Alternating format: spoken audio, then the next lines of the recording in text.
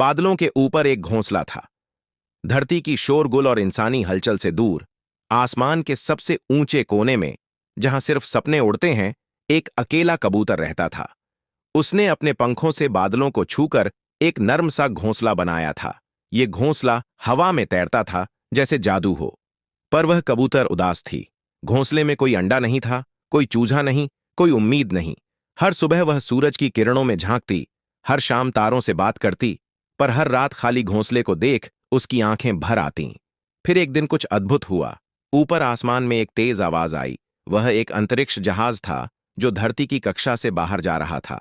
उसकी पूंछ से निकलती रोशनी मानो तारों की लकीर खींच रही थी।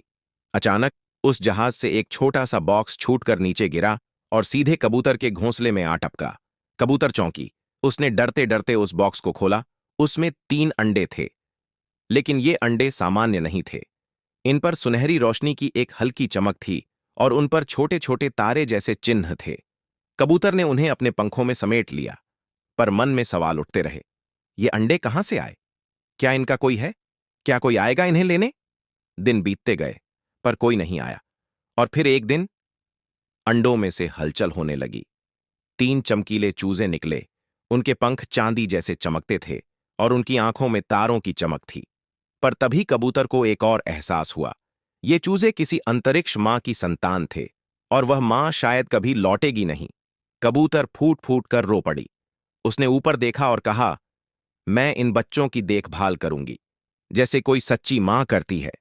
और तभी एक हल्की सी रोशनी आसमान से आई, जैसे कोई अदृश्य आशीर्वाद दे रहा हो।